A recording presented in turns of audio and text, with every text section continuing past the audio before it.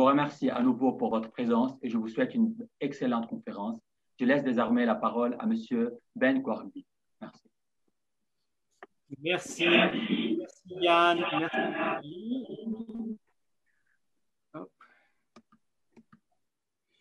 Merci Yann, merci Ali pour cette introduction. Donc, je suis Ben Kouarbi.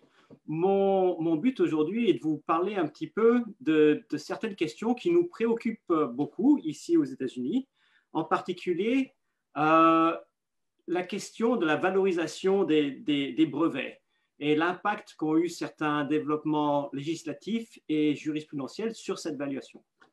C'est une question importante parce que la valeur des brevets a un impact sur la stratégie que vont adopter les entreprises, petites et grandes, en décidant comment protéger leurs inventions, comment protéger leur patrimoine de propriété intellectuelle.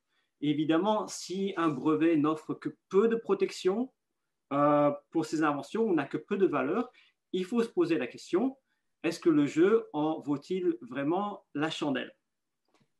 Donc, notre histoire pour ce soir commence en 2011.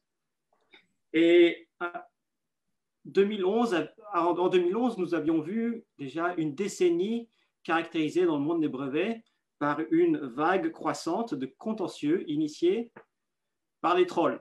Alors, les trolls, que sont les trolls? C'est un nom donné, un nom un peu controversé, donné à des non-practicing entities, des entités qui ne pratiquent pas les brevets qui leur appartiennent. Ce sont souvent des entreprises coquilles, dont les seuls biens sont certains brevets qu'elles ont acquis sur leur marché. Et ces entreprises, ces non-practicing entities, ces trolls, leur objectif et leur business model, c'est de traîner en justice des dizaines, des centaines, parfois même plus, d'entreprises en les accusant d'avoir enfreint certains brevets appartenant aux trolls. C'est un business model très lucratif, à savoir que un troll en général peut initier un contentieux contre une entreprise lambda et offrir de régler à l'amiable très rapidement ce contentieux pour une somme allant de 50 000 à 500 000 $. Donc, on répète ça 10 fois, 20 fois, 30 fois, 100 fois, et tout d'un coup, on a un business model très lucratif pour ces trolls qui n'ont vraiment des frais que très limités. Leurs frais sont d'acquérir des brevets sur le marché et ensuite d'initier et rarement de poursuivre des contentieux pour violation de leurs brevets. Ces trolls n'ont vraiment aucune activité de recherche ou de développement.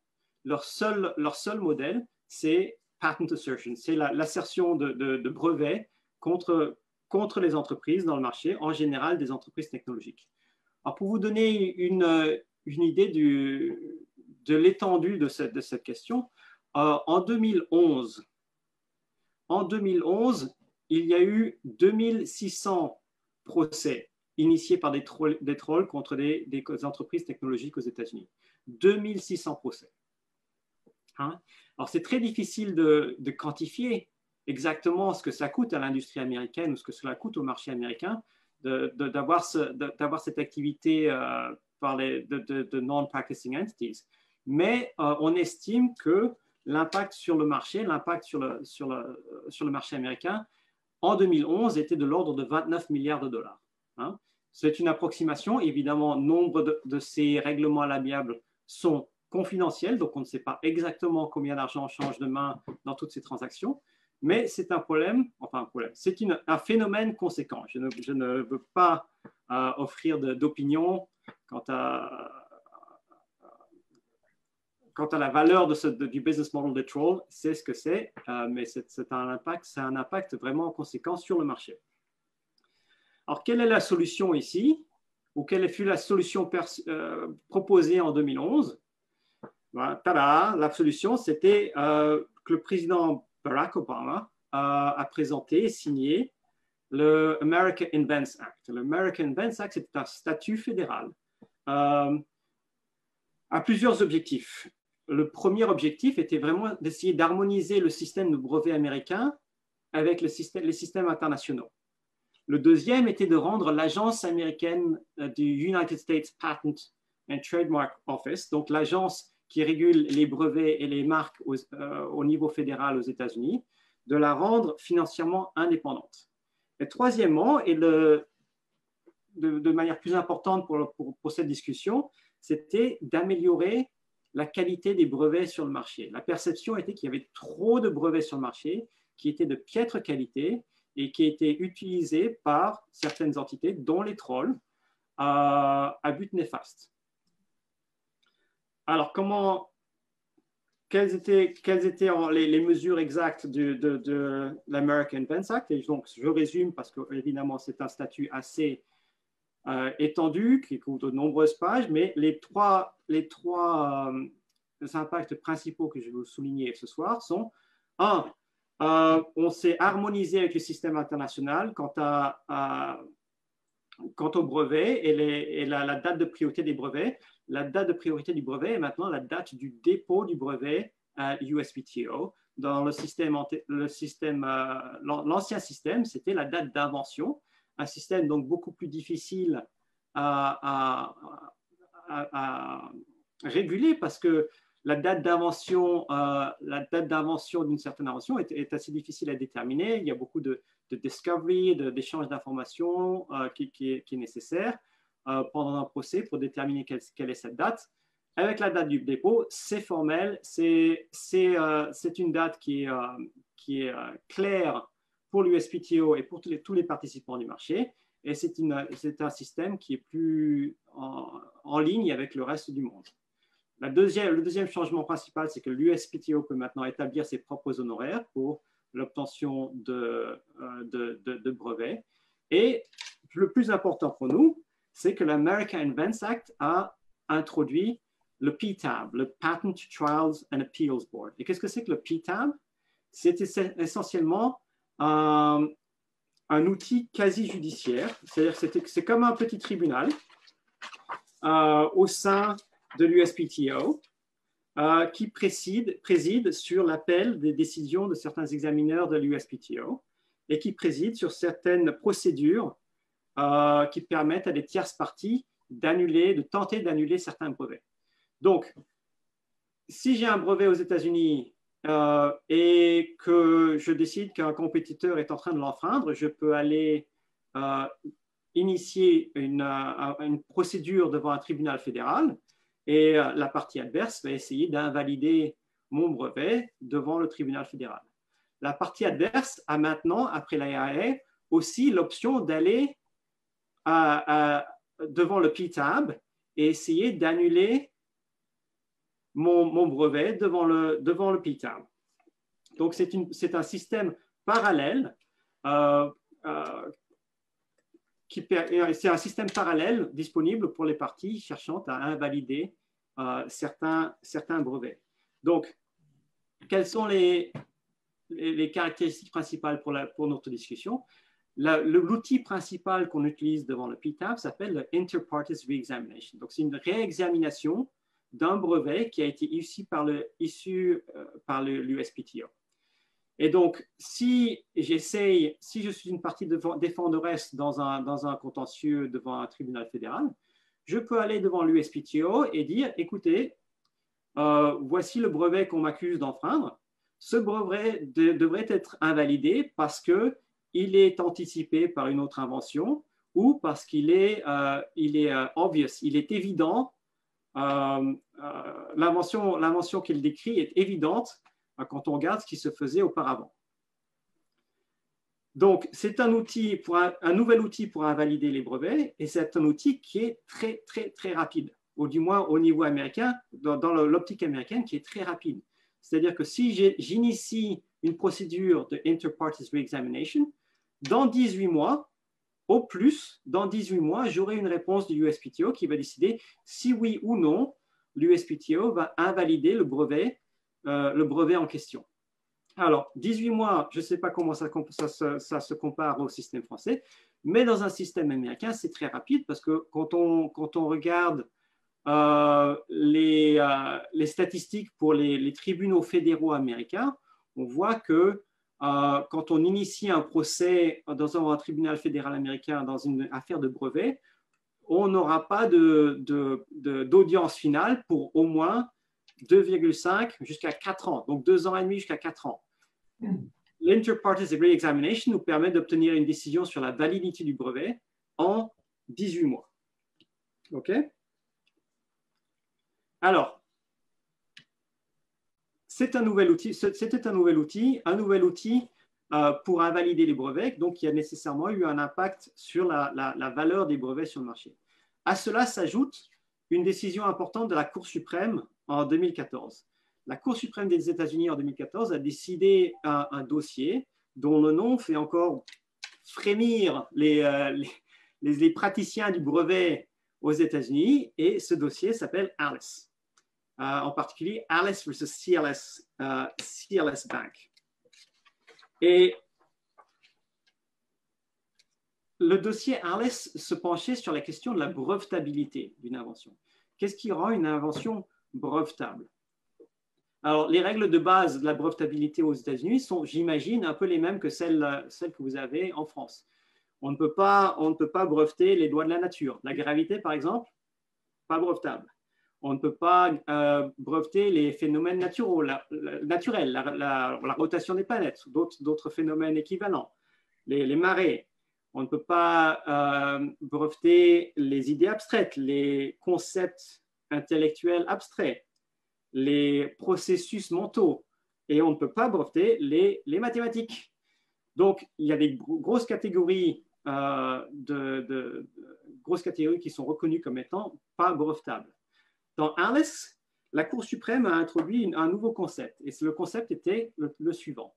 Si vous avez un concept ou un procédé qui sont déjà connus dans le monde réel et qui ne sont pas brevetables, le fait que vous transférez ce concept ou ce processus sur un ordinateur ou sur un système informatique ne le rend pas brevetable en soi.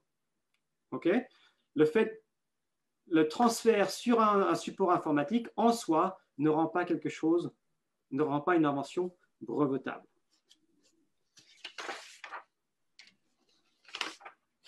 Dans le dossier Alice, par exemple, le brevet en question est un brevet qui couvrait une méthode pour assurer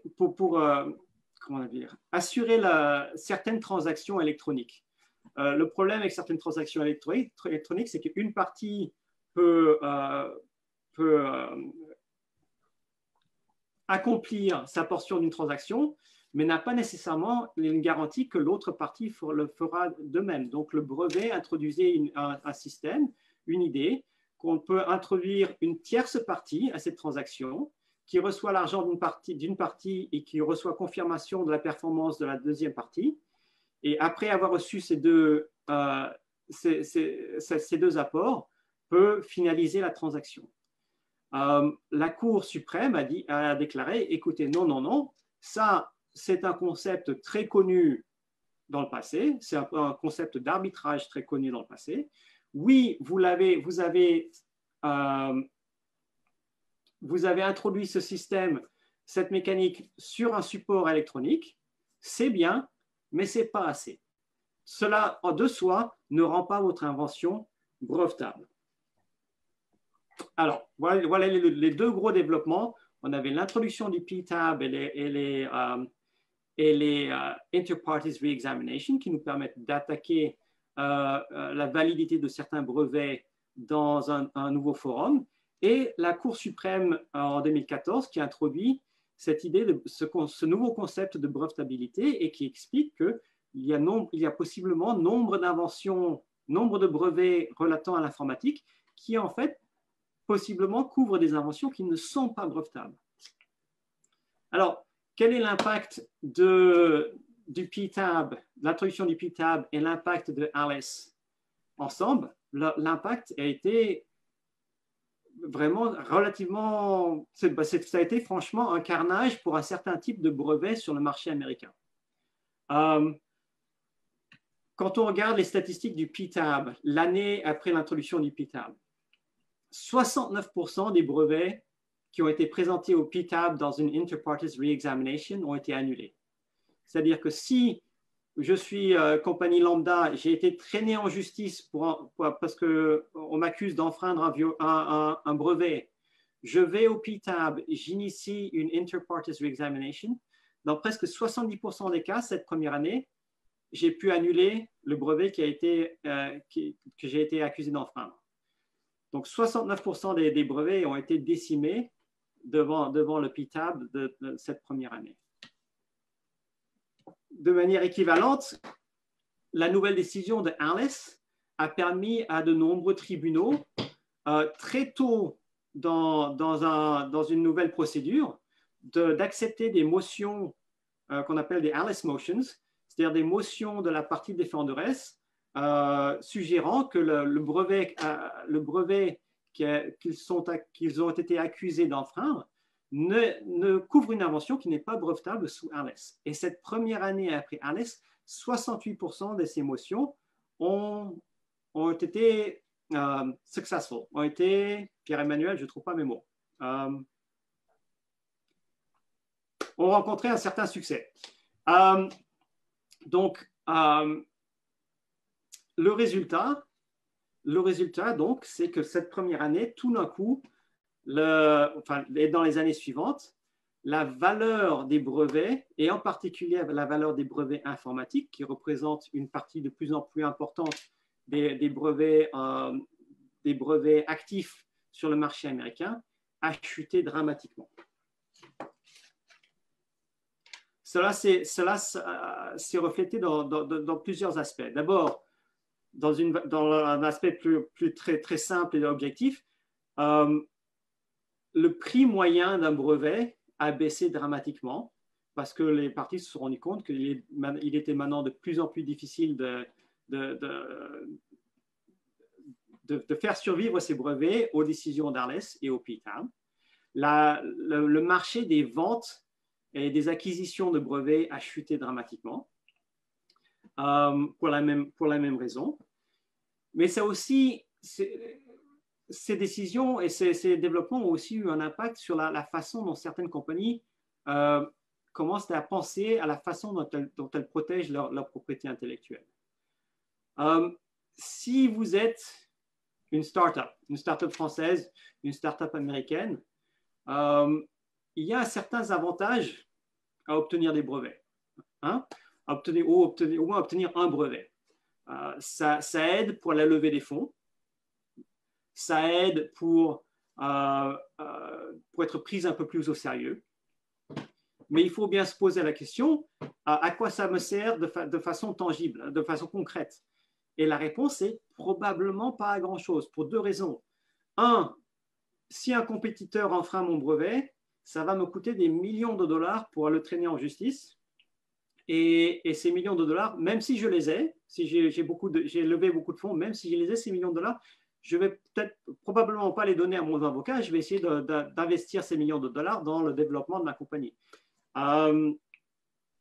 Deuxièmement, même si j'ai les frais pour traîner mon compétiteur en justice, est-ce que ça vaut vraiment la peine d'investir dans les brevets quand il est tellement facile d'invalider ces brevets devant le PTAB et quand il est tellement facile d'invalider les brevets, en particulier les brevets informatiques, après la décision de la Cour suprême dans Alice?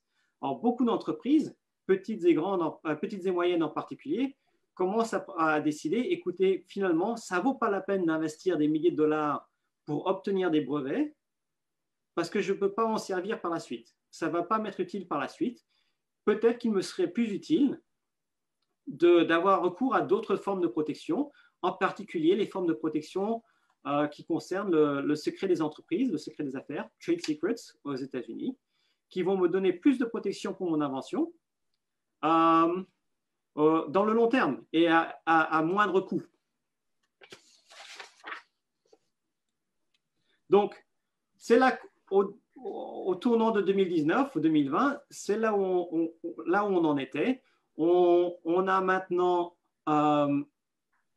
le marché des brevets n'a pas vraiment repris depuis ces décisions et depuis ces développements législatifs.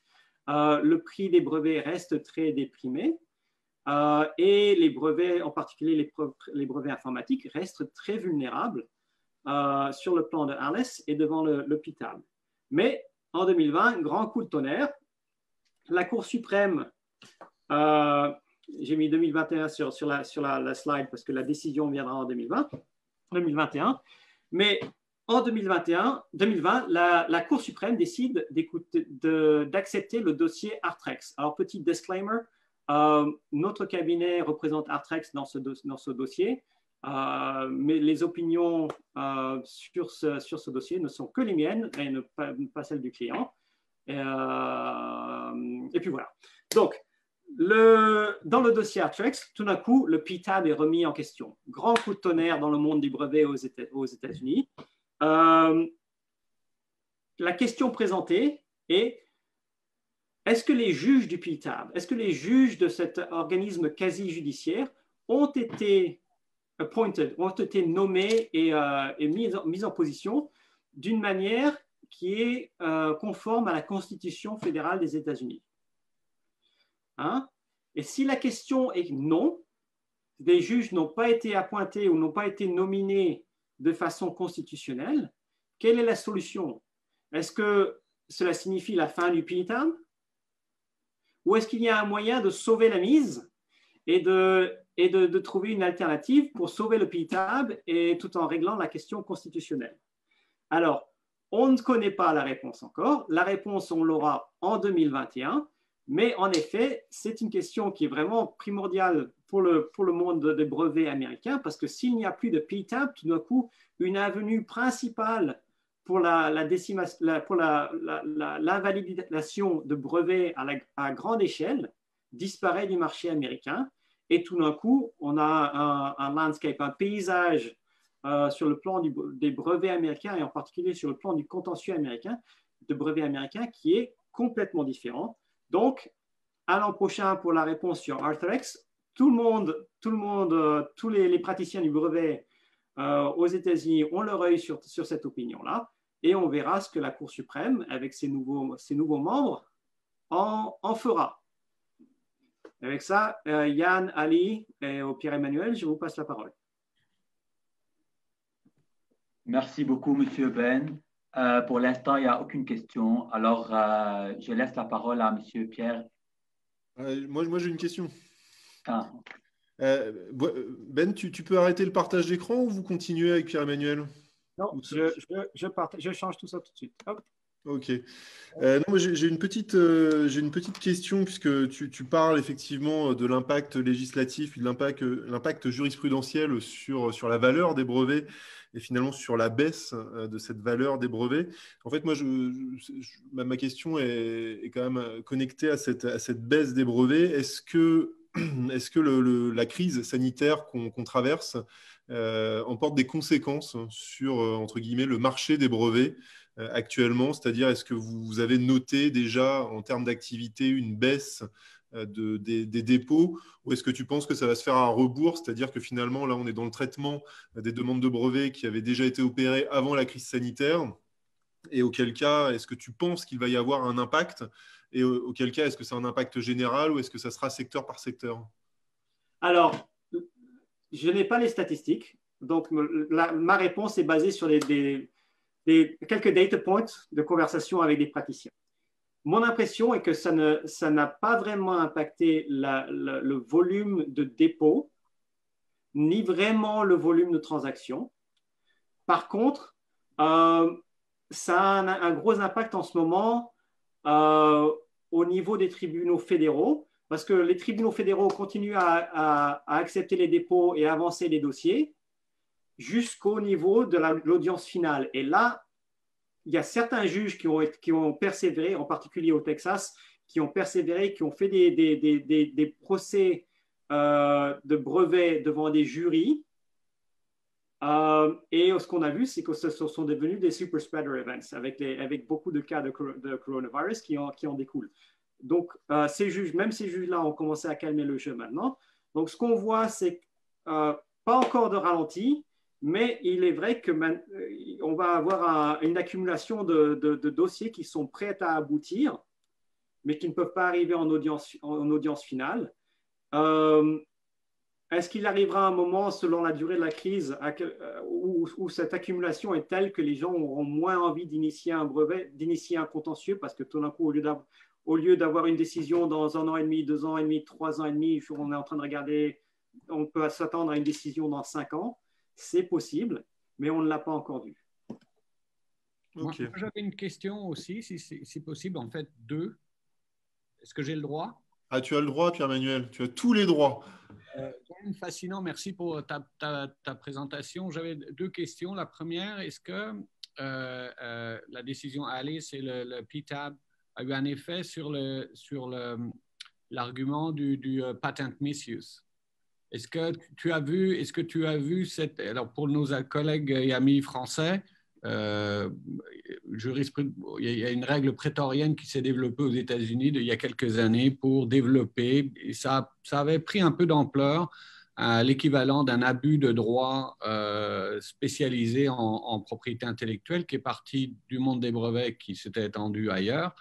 Ça, c'est ma première question. Est-ce que finalement, on a laissé tomber un peu dans les argumentaires cette question-là? Et deuxième question, est-ce que le manque d'intérêt, de dépôt, de brevets, la perte de vitesse suite aux événements que tu as présentés font réfléchir les entreprises sur le open science et donc essayent de changer de stratégie et plutôt d'avoir une stratégie plus agressive de protection de portfolio de propriété intellectuelle, cherchent à flatter l'ennemi en ouvrant et en changeant le type de stratégie? Alors, c'est une très bonne question. Alors, la première question sur le patent misuse, je crois que je suis... I think your intuition is correct. Ce n'est pas une doctrine que l'on voit utiliser très souvent à présent. C'est quelque chose, moi, encore une fois, c'est juste une expérience personnelle plutôt qu'une réflexion du marché, mais c'était un argument que je voyais de temps en temps il y a peut-être 5-10 ans. Est-ce que je le vois aussi souvent aujourd'hui? J'ai l'impression de le voir beaucoup moins. Il y a moins de focus sur l'idée de patent misuse. La question que tu poses quant au changement des attitudes et peut-être une approche open science de certaines compagnies, je crois que ma réponse est que je crois que cela dépend de la taille des entreprises. Mon impression, c'est que si tu es une entreprise de taille moyenne ou même une grande entreprise, je crois que c'est difficile de changer ton ADN et de passer d'une philosophie où tu protèges tout avec les brevets à une philosophie complètement libre. Je crois que ces entreprises-là vont probablement plutôt pivoter vers les secrets d'entreprise, les trade secrets. Mais les startups, les plus petites entreprises, on le voit dans les conversations avec les startups, des gens qui disent tout simplement, écoutez, la protection de la propriété intellectuelle, surtout avec les brevets, ça ne m'intéresse pas tellement. Ça ne vaut pas la peine, je n'en vaux pas la chandelle.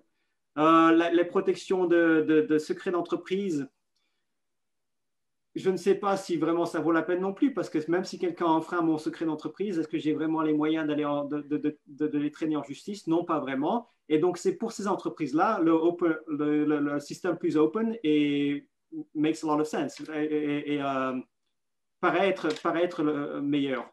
Est-ce que ça répond à ta question? Oui, merci. Oui. Monsieur Ben, on a encore une question qui vient de Pierre Rouland.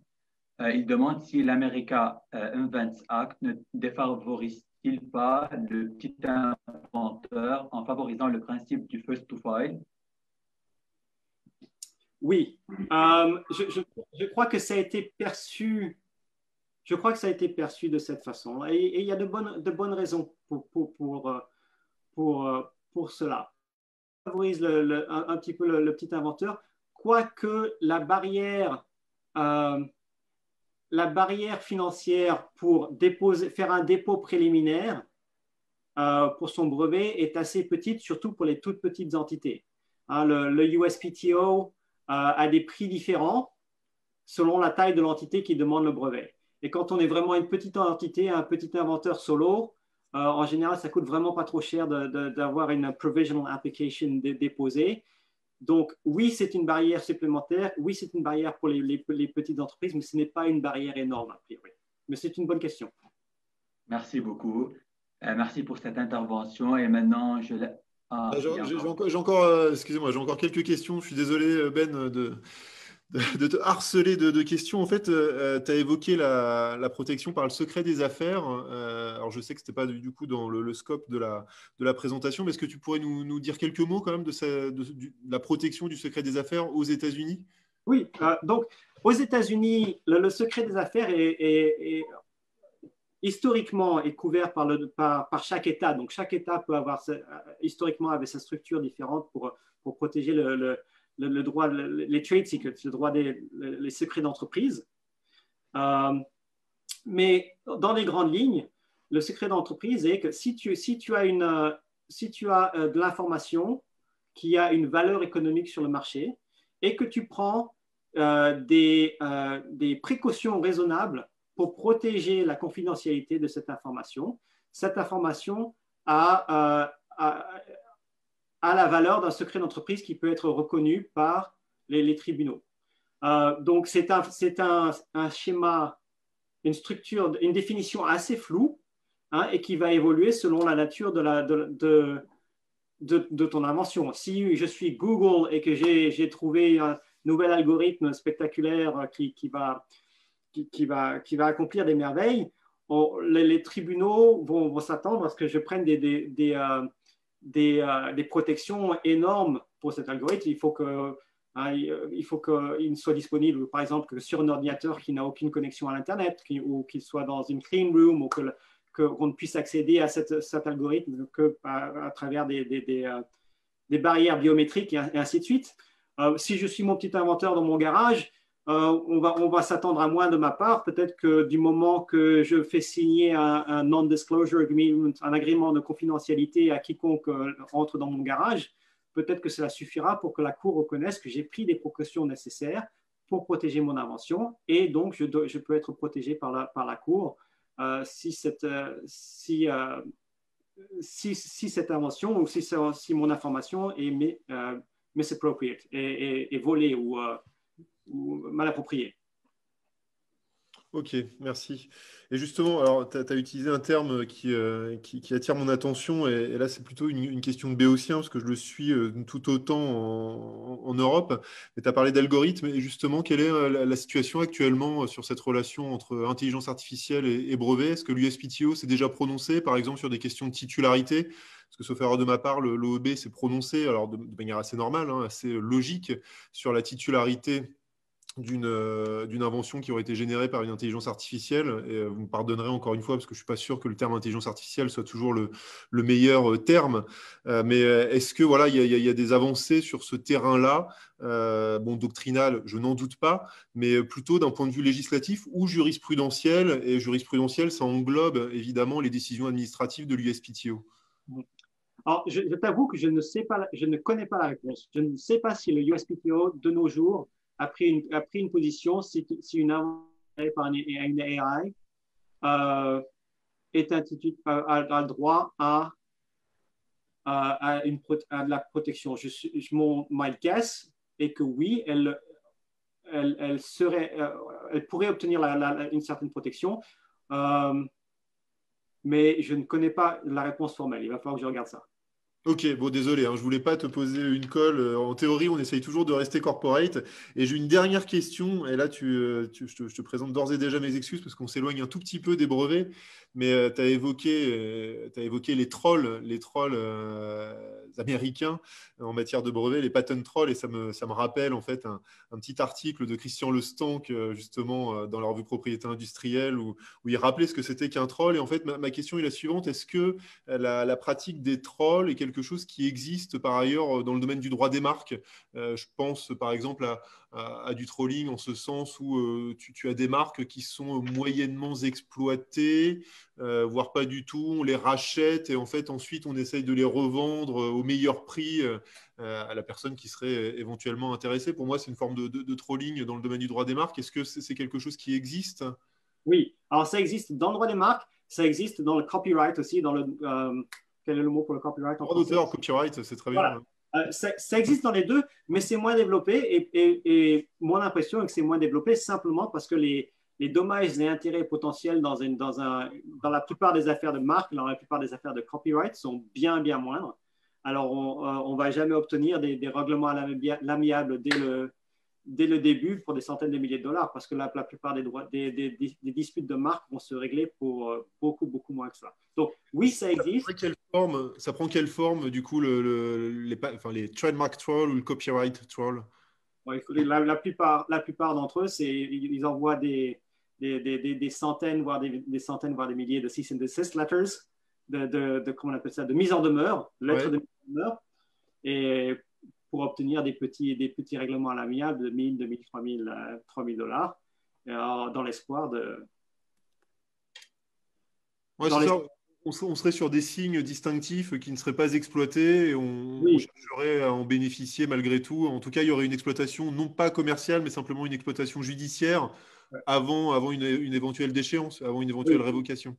Oui, et mon impression, c'est que c'est plus prévalent dans les droits d'auteur que dans les marques. D'accord. On en entend parler quelquefois dans les marques, mais c'est pas quelque chose qu'on voit souvent. Ça existe, mais c'est pas prévalent. Et Pierre-Emmanuel, ça existe également au Canada dans le copyright troll? Oui, ça existe. Ça serait une réponse qui serait assez longue, simplement par l'utilisation des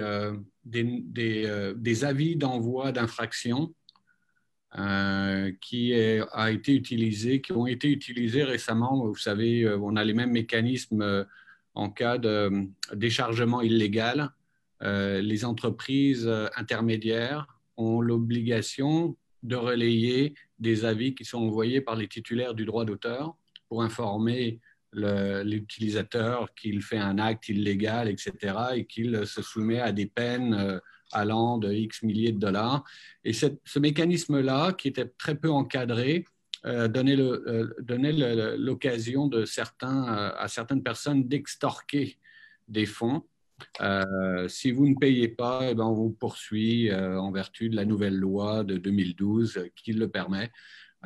Et donc, on a vu dans ce phénomène, principalement un phénomène Internet, visant essentiellement non pas des grosses compagnies, mais des utilisateurs finaux, l'exercice de pouvoir qu'ont les trolls dans d'autres domaines.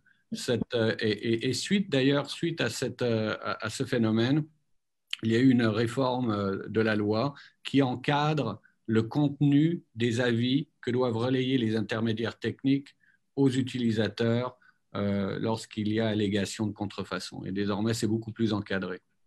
Donc, le phénomène a été assez ponctuel, assez marginal, mais quand même important, qui a donné lieu à une intervention législative et qui se présentait essentiellement comme une utilisation malfaisante ou abusive des avis envoyés aux utilisateurs Internet.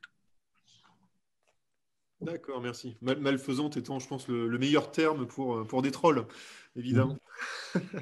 Bon, merci beaucoup, Ben. Enfin, à titre personnel, je n'ai pas d'autres questions. Est-ce qu'il y a d'autres questions, Ali? Non, il n'y a pas d'autres questions.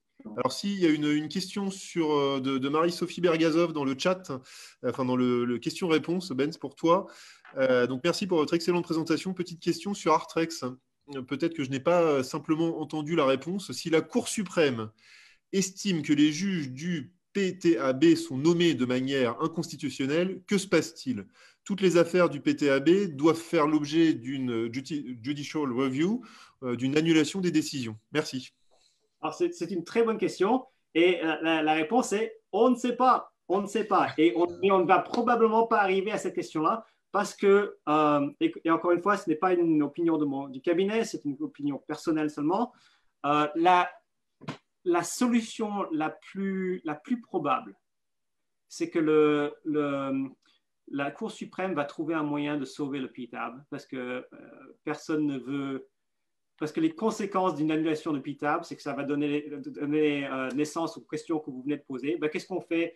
Que fait-on de tous ces brevets qui, dans les 9 dernières années, ont été annulés? Est-ce qu'on les ravive? Quelles sont les conséquences? Est-ce que le PTAB n'existe plus maintenant going forward, dans le futur, mais les décisions prières survivent? Je crois qu'on n'arrivera jamais à ces questions-là. Ce que la Cour suprême va probablement faire, c'est laisser le PTAB survivre et trouver un moyen de rétroactivement réhabiliter les juges. Et encore une fois, opinion personnelle, pas celle du cabinet. Parce que je crois que c'est la décision qui sera la moins difficile pour le marché et pour l'agence en général. Merci beaucoup, M. Ben, pour ces réponses. M. Pierre, on vous laisse la parole. Merci à tous. Merci à professeur Bazir pour cette invitation et puis nous permettre d'échanger à distance avec ce nouveau moyen de communication qui occupe nos journées désormais. Je vais partager mon écran. Alors là, partager. Je vais retrouver voilà, ma présentation.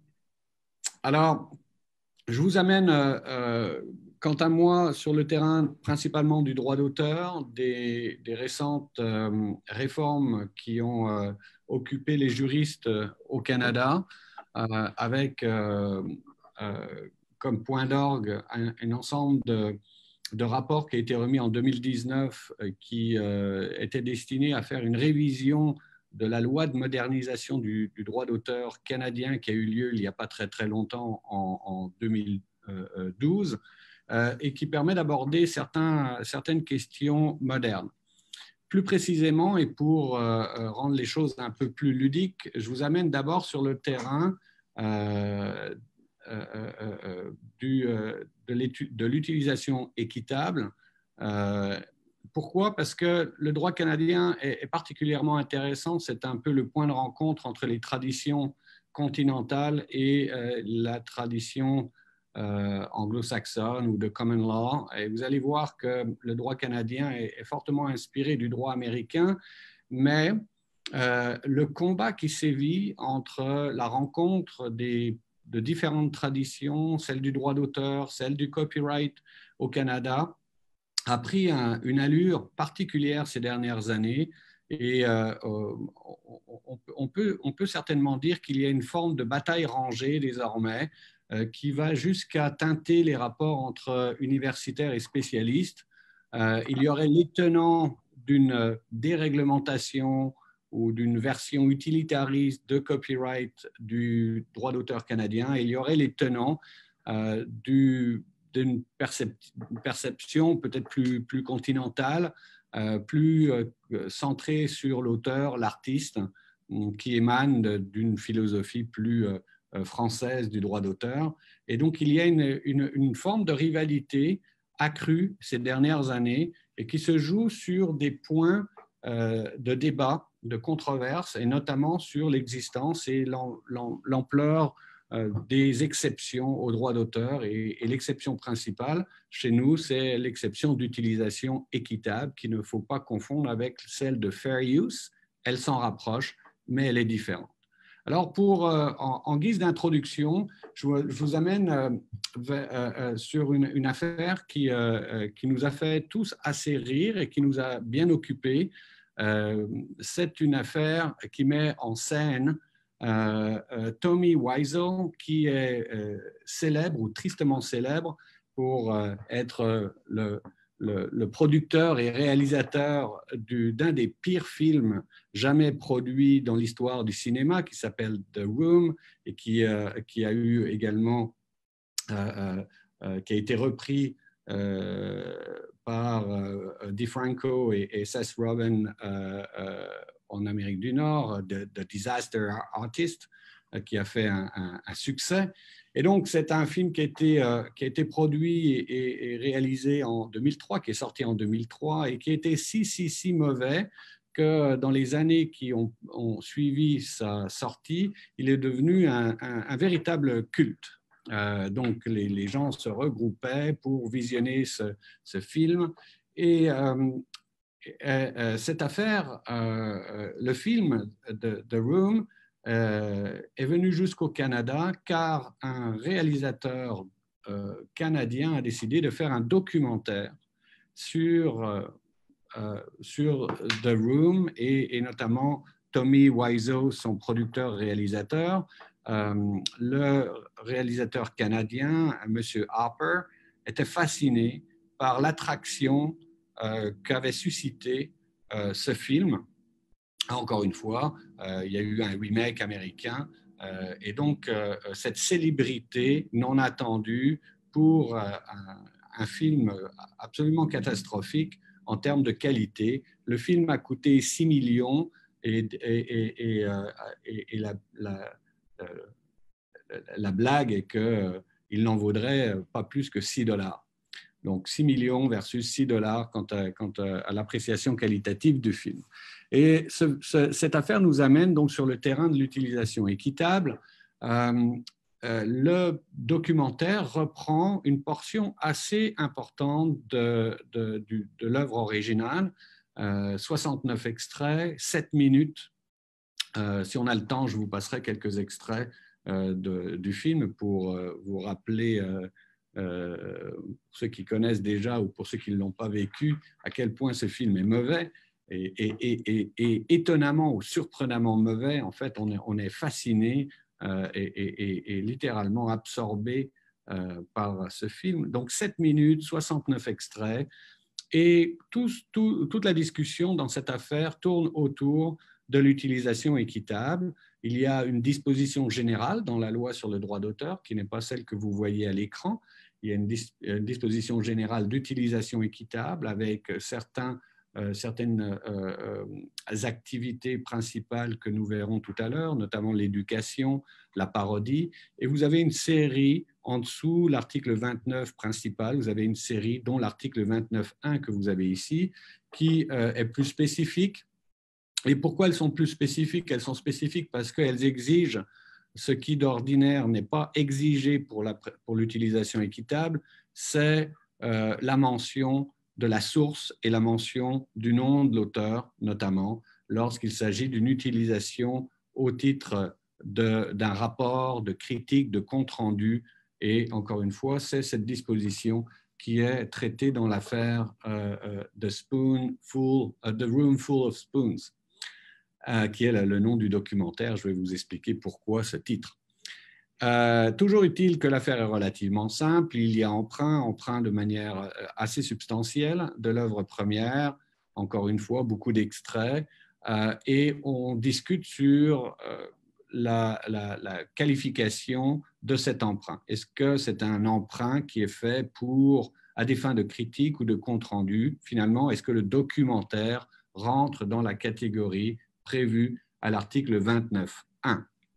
Alors, dans cette affaire qui nous provient d'Ontario, cour de première instance d'Ontario, la Cour fait un rappel qui est intéressant et important pour nos collègues français parce qu'il y a eu une dérive assez claire du droit canadien qui désormais reconnaît dans ses exceptions, dans l'utilisation équitable à la mode canadienne, non pas un argument de défense, un outil de défense, un instrument de défense, mais véritablement un droit des utilisateurs. Et donc, il y a un changement de langage qui est considérable, où désormais, peut-être de manière un peu démagogique, et les politiques en droit d'auteur ont suivi finalement la tendance dessinée déjà dans la jurisprudence, où les exceptions ne sont pas vues comme étant des tempéraments extrêmement limités qui font voir le droit d'auteur, le droit de l'auteur ou des titulaires, mais véritablement fait place à un droit d'utilisateur qui vient véritablement concurrencer le droit de l'auteur. Donc, et si je voulais employer une formule un peu extrême, le droit d'auteur canadien devient également un droit d'utilisateur. Je n'ai pas le temps de m'étendre sur les raisons de cette évolution, mais vous pouvez très bien la comprendre. la démographie a changé, le type d'utilisation a changé, les utilisateurs sont de plus en plus exigeants, l'accès au tout gratuit, etc. Et je pense que la discussion a lieu également en France. Bref, il y a une dilution générale du droit, de la légitimité du droit d'auteur et une montée en puissance des droits des utilisateurs. Et c'est ce que la Cour rappelle dans cette affaire mettant en scène Tommy Wiseau de The Room, c'est que les exceptions ne doivent pas être lues comme des moyens de défense, mais véritablement comme des droits à part entière d'utilisateurs.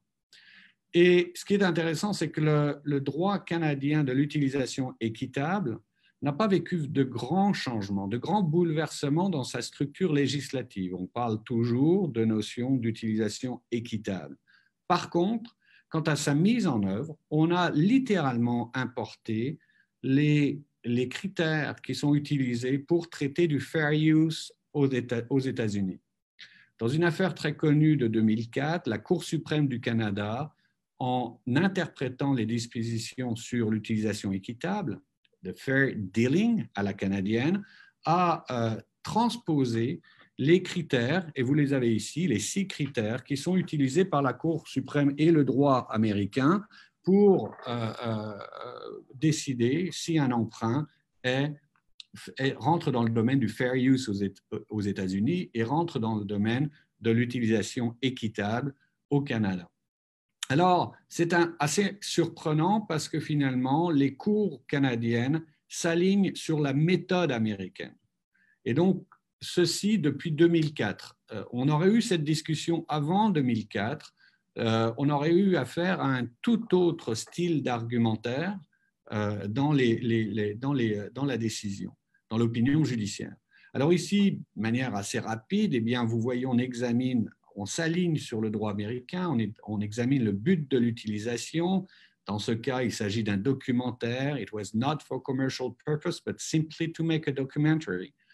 La nature de l'utilisation, l'ampleur de l'utilisation, 7% de la source a été repris, malgré le fait que le juge reconnaît très clairement qu'il y a un emprunt très important et qui, avec une séquence assez nombreuse de reprises et de clips.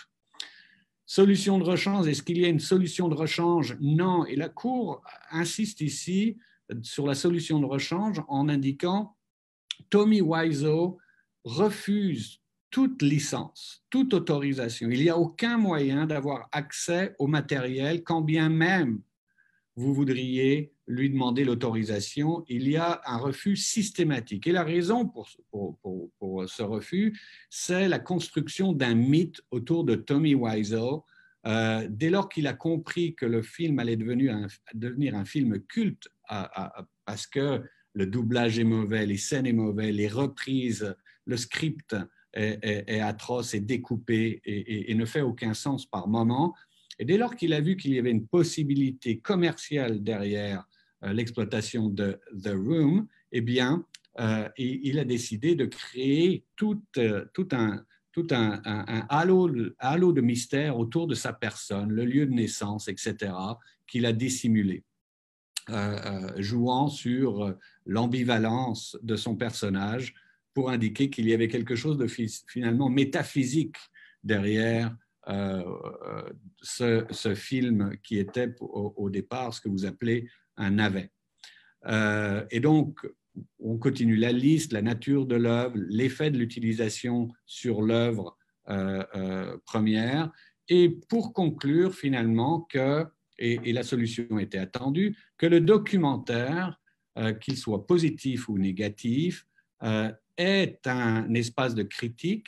On entre donc dans la catégorie visée par l'article 29.1 et que dans ce cas, une fois qu'on a validé la qualification du documentaire comme étant une critique ou une revue, eh bien, on examine si l'emprunt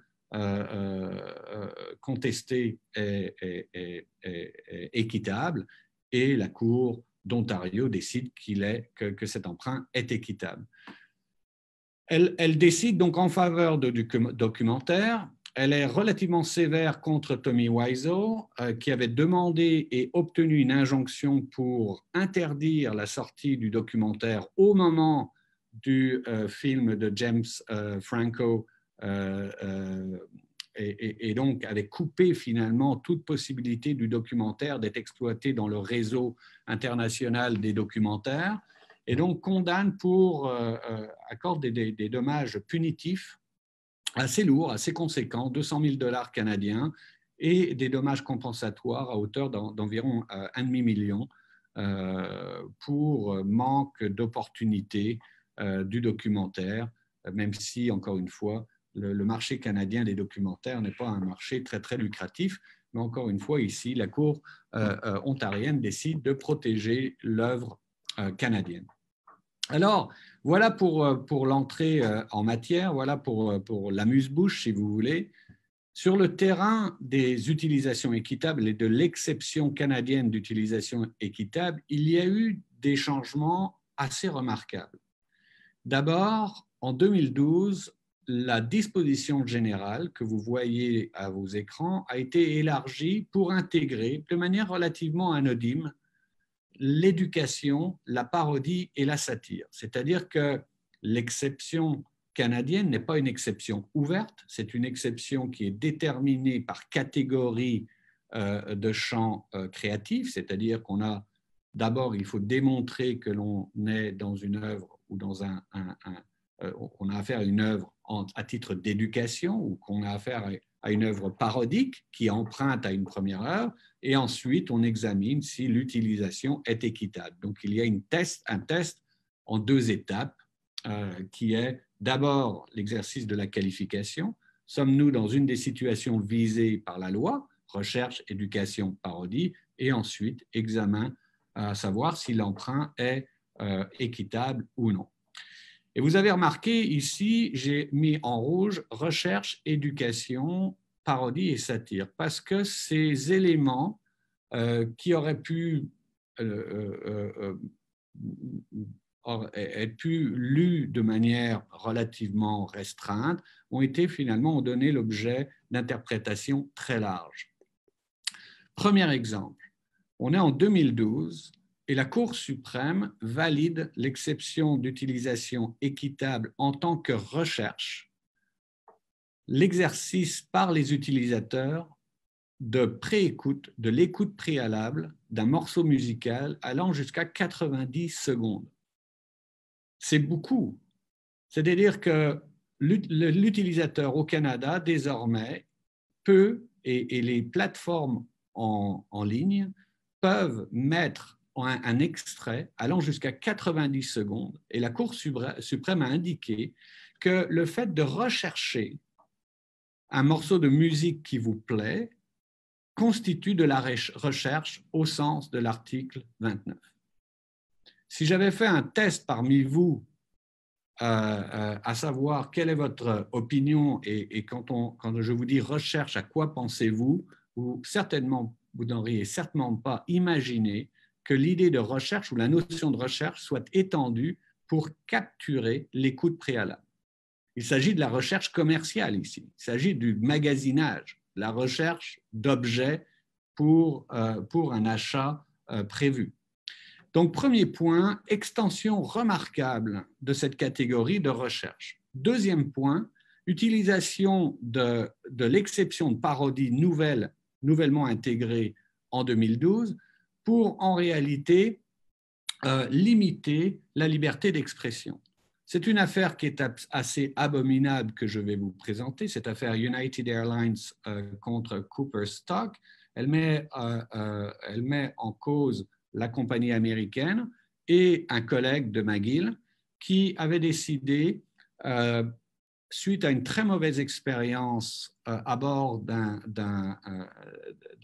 la compagnie, d'un avion affrété par la compagnie United Airlines, de faire un site Internet qu'il avait intitulé Untied et qui était finalement une plateforme d'entreposage de plaintes qu'il recevait de différents clients de United Airlines, qu'il compilait et qu'il affichait comme un un bulletin, comme un espace de commentaires et de contestations visant la compagnie United Airlines. On y voyait des plaintes pour harcèlement sexuel, on y voyait des plaintes pour bagages non reçus, etc. La compagnie United Airlines poursuit Cooperstock pour violation du droit d'auteur. Pourquoi? Parce que vous le voyez à l'écran, Untied, le lettrage était assez similaire à United, qui est le logo de la compagnie américaine, qui est également non seulement une marque de commerce, mais également une œuvre au sens de la loi canadienne du droit d'auteur, et avait modifié légèrement le logo de la compagnie américaine pour dessiner le logo de Untied. Et la défense donc, de Cooperstock était que ceci était une parodie, qu'il y avait liberté d'expression. Il perd en cour d'appel. En cour d'appel, la Cour indique simplement que oui, on peut revendiquer en défense le moyen de parodie, mais qu'en l'espèce, l'intention de Cooperstock n'était absolument pas de créer une œuvre parodique, mais d'engager dans un combat militant contre les services, la qualité des services de United Airlines, et est condamné pour ses agissements. Cette affaire a fait grand bruit en 2017 parce qu'elle fait voir comment l'idée de parodie est associée avec finalement l'exercice artistique, une initiative artistique qui vise à faire rire et limite considérablement ici la défense de parodie. Enfin, l'exception d'éducation, et c'est peut-être le lieu où le combat fait rage entre les tenants de la tradition de droit d'auteur et les tenants de la tradition de copyright. Comme je vous l'ai indiqué, en 2012, on a ajouté ce petit mot dans l'exception d'utilisation équitable en ajoutant comme cause ou raison légitime d'exception l'éducation. Ce qui veut dire que dès lors que vous faites un emprunt d'une œuvre dans un secteur de l'éducation, eh bien, vous pouvez le faire sous réserve que l'emprunt soit équitable. Et donc, la mesure de l'emprunt n'est pas définie, mais vous avez le feu vert pour emprunter et recopier, reproduire une œuvre si vous êtes dans le domaine de l'éducation. Cette décision d'introduire l'exception d'éducation dans la loi a eu un effet catastrophique. Car vous pouvez vous imaginer le poids des commandes des universités quant à la reproduction pour toutes les matières d'ouvrages à titre pédagogique. Le lendemain de l'adoption législative, 50% des universités ont décidé de ne plus suivre les contrats qui les liaient aux sociétés de gestion collective qui géraient les droits de reproduction. Et donc, ont décidé de prendre pour elles-mêmes le soin d'administrer la notion d'équitable, de reproduction équitable, puisqu'elles avaient le feu vert législatif. L'éducation est une excuse, est un prétexte pour recopier à condition que la reproduction soit équitable. Et York University, une parmi bien d'autres universités, ont décidé d'émettre des lignes directrices pour payer les auteurs selon un chapitre, 2 chapitres, selon ce qu'elles estimaient être équitable. Et bien entendu, c'est la guerre entre la société qui gère les droits de reproduction, Copyright Licensing Agency, qu'on appelait Access Copyright auparavant, et l'université de York. Dans cette affaire, ici, je termine avec la question de l'éducation. Dans l'affaire d'éducation, le juge, il y a une décision assez récente, ici en 2020, qui devait examiner donc la portée de l'exception d'éducation. Et cette affaire vient d'être portée en Cour suprême. Il va falloir attendre pour voir si l'université qui a voulu faire cavalier seul et ne pas passer par la société de gestion collective pour rémunérer les auteurs et adopter un mécanisme de gestion des reproductions pourra continuer à le faire. Dans cette décision de 2020, la Cour d'appel fédérale décide que peut-être les lignes directrices utilisées par l'université ne seraient pas des mesures équitables. C'est-à-dire que les copies, la méthode de gestion et la rémunération accordée aux auteurs ne seraient peut-être pas équitables. Donc, la saga continue, ça fait depuis 2012 qu'on a des décisions judiciaires, ce n'est pas la seule. Et cette décision York University vient d'être acceptée devant la Cour suprême du Canada, qui va devoir déterminer quelle est l'attitude qu'ont les universités pour administrer elles-mêmes la notion d'équité, la reproduction équitable au sein de leurs institutions. Et la liste quant à l'expansion de l'utilisation équitable ne s'arrête pas là.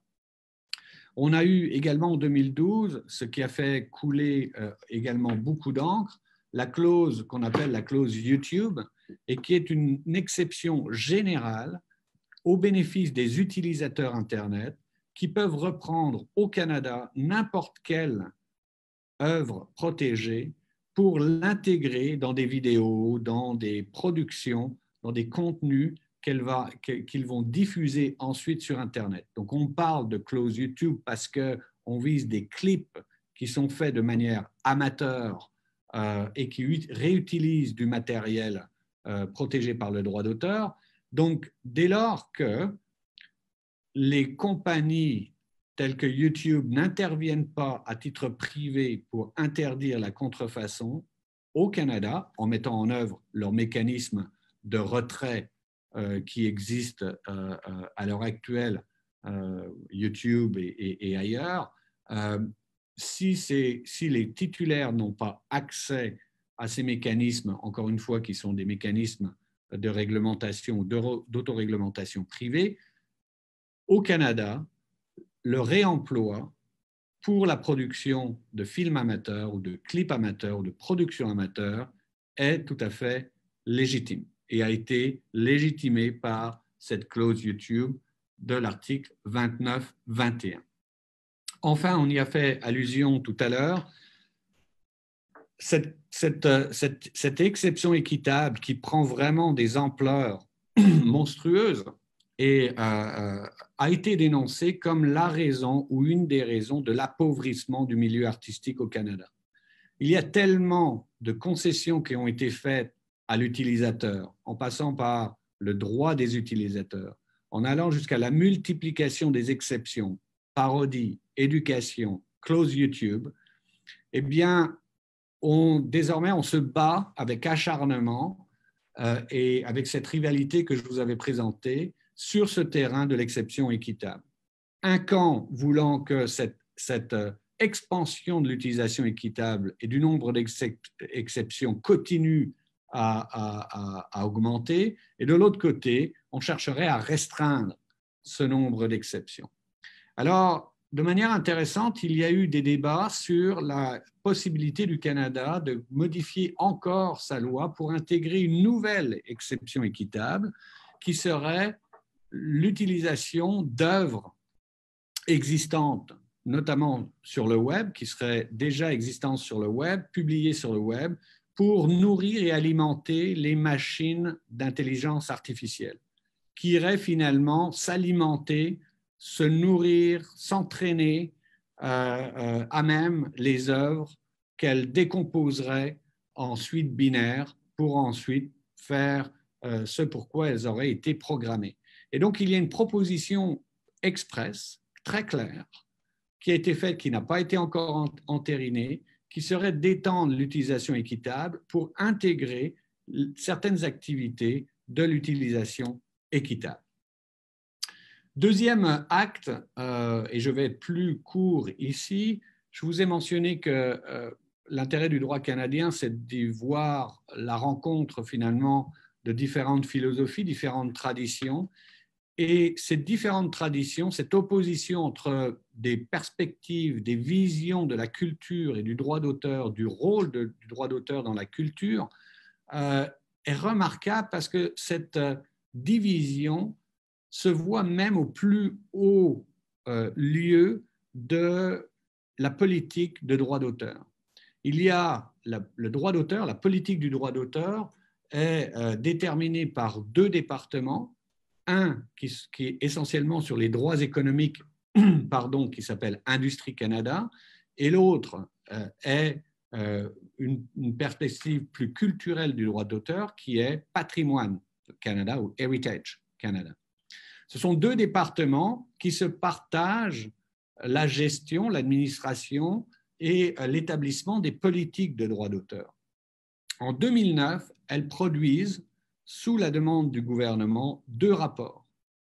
Un rapport qu'on appelle le rapport d'industrie, l'autre le rapport de Patrimoine Canada. Et elles sont les recommandations au sein même du même gouvernement, de l'État canadien, elles sont radicalement opposées. La seule chose sur laquelle elles s'entendent, c'est l'appauvrissement du milieu artistique.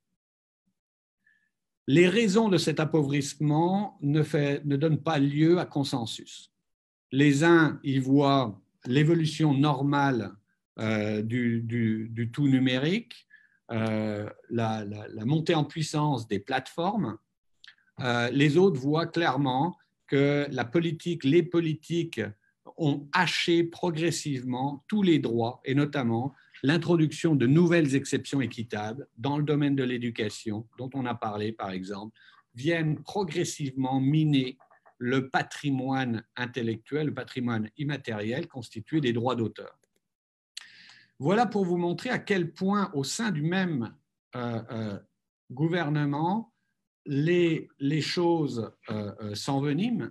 Vous avez un rapport de Patrimoine Canada qui a une vue culturelle du droit d'auteur, qui est beaucoup plus proche de la perception continentale, qui vous fait cette recommandation que le gouvernement du Canada revoie, clarifie ou supprime les exceptions contenues dans la loi sur le droit d'auteur.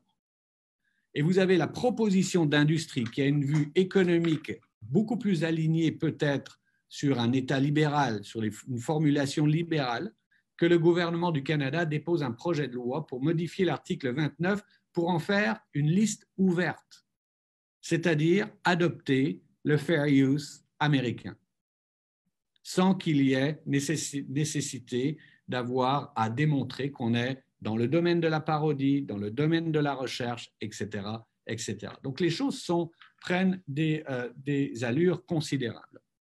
Il y a une seule chose que je trouve extrêmement innovante et qui peut-être va intéresser nos collègues européens. Il y a un mécanisme dans le droit canadien qui existe également dans le droit américain, qui est le droit de réversion.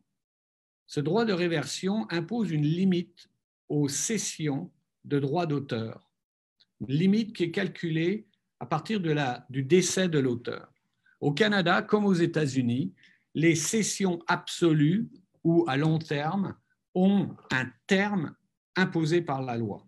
Au Canada, 25 ans après le décès de l'auteur, sur une durée de protection qui est toujours de 50 ans au Canada, une cession contractuelle sera caduque. La limite ultime d'un transfert absolu de droit d'auteur à un bénéficiaire devient caduque 25 ans après la mort de l'auteur. Le bénéfice des droits d'auteur revient donc ensuite aux représentants légaux qui peuvent renégocier éventuellement, dépendamment de la valeur de l'œuvre. Cet article 14, cette réversion, ce mécanisme extrêmement intéressant, n'a jamais été mis en œuvre au Canada. Il existe, c'est une imposition, c'est une limite considérable au pouvoir contractuel, au droit de contracter en droit d'auteur. Eh bien, dans les recommandations de 2019, on veut en faire un véritable droit, non pas pour les représentants légaux, c'est-à-dire les héritiers, qui auraient pu bénéficier du transfert des droits 25 ans après la mort du légataire, mais on voudrait en faire un véritable droit au profit de l'auteur lui-même pendant sa vie et imposer une limite de 25 ans après l'exécution de la première cession. C'est-à-dire que le droit contractuel, si ceci devait être intégré dans la loi, le droit contractuel limiterait la cession, et on parlerait uniquement de la cession et non pas de la licence exclusive. Alors, on pourrait discuter de ce point-là, mais la cession serait limitée à 25 ans du vivant de l'auteur. À 25 ans, il aurait donc une nouvelle chance de renégocier dans des contextes et dans des situations qui pourraient être différentes, peut-être plus favorables, si l'œuvre connaît un succès, un regain de succès, pour renégocier sa licence. C'était un point que je voulais mentionner. Enfin, pour terminer, et on monte en complexité, vous avez dans la loi française, dans la plupart des lois européennes, pas aux États-Unis, qui est un cas particulier, vous avez la création d'un droit de mise en disposition qui fait suite au traité de l'OMPI des années 90, qui imposait, qui voyait à ce que les États introduisent, en plus du droit de communication au public, un droit qui permettait d'aller chercher des activités de peer-to-peer.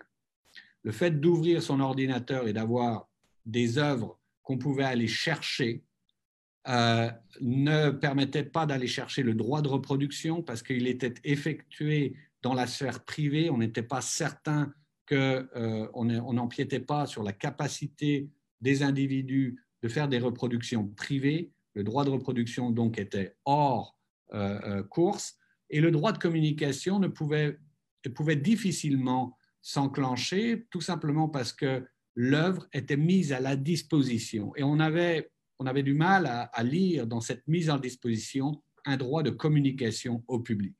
C'était un droit de communication au public en puissance, mais qui était finalement activé simplement quand vous cliquiez pour décharger l'œuvre et la lire dans votre ordinateur, sur votre ordinateur. Donc, on est dans les années 90, on crée un droit de mise à disposition. Le Canada, très tardivement, a adopté l'acte de mise à disposition avec un amendement très léger de sa loi pour dire finalement est un acte de communication au public le fait de mettre à disposition. Elle reprend finalement mot pour mot la définition de l'OMPI, du traité de l'OMPI et intègre ou enrichit sa définition de l'acte de communication au public. Problème parce que on distingue au Canada désormais le streaming du déchargement. Et le déchargement de fichiers devient un vrai lieu de bataille rangée entre tenants d'un droit d'auteur protecteur des intérêts de l'auteur, plus agressif, et les tenants d'une vision plus libérale qui voudrait voir le droit d'auteur comme une taxe plutôt qu'un instrument d'exercice d'une prérogative légitime. Je m'explique.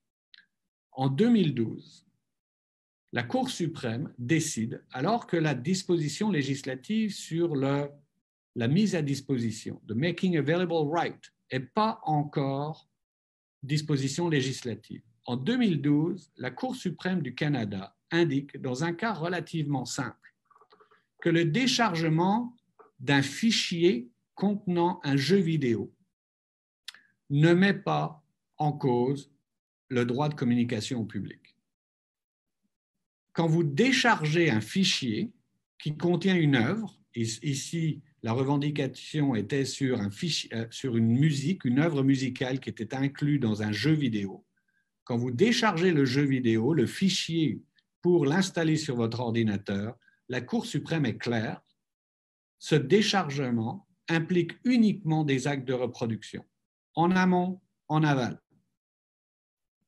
Ce transfert de documents ne peut pas être vu comme un acte de communication au public par télécommunication. Pourquoi? Parce que vous reproduisez simplement un acte d'achat d'une copie du jeu on the counter, sur le comptoir. La Cour suprême est claire. Survient juste après la réforme 2012 qui intègre oblige le Canada à reconnaître un droit de mise à disposition. La question devient, est-ce que la jurisprudence ESA que je viens de vous montrer devient-elle caduque avec l'amendement de 2012? Est-ce qu'on a un ou deux droits? Est-ce qu'on a engagement d'un droit de communication en même temps qu'un droit de reproduction, même si on n'a pas l'exercice de la transmission? Est-ce que si l'œuvre est statiquement présente et qu'elle est mise à disposition, est-ce que cela suffit pour engager le processus de paiement et d'extorsion de royauté? Ou est-ce qu'on maintient la décision de la Cour suprême et il n'y a pas de communication au public? La Commission du droit d'auteur, qui a pour objectif de déposer des tarifs et de valider des tarifs sur les actes juridiques, examine un argument déposé au nom des auteurs qui était à l'effet de renier la force juridique de la décision de Cour suprême. Finalement, les auteurs disent la loi a été modifiée en 2012, on a créé un droit particulier qui est le droit de mise à disposition et qui doit donner lieu à des royautés. En 2020, il y a quelques semaines, la Cour d'appel fédérale vient de sanctionner très sévèrement l'examen ou l'analyse juridique de la Commission du droit d'auteur, qui avait indiqué que le droit de mise à disposition était un droit indépendant, qui pouvait faire l'objet d'une valorisation particulière, qui pouvait faire l'objet d'une gestion, d'une administration particulière et donc de tarifs de droit d'auteur particuliers.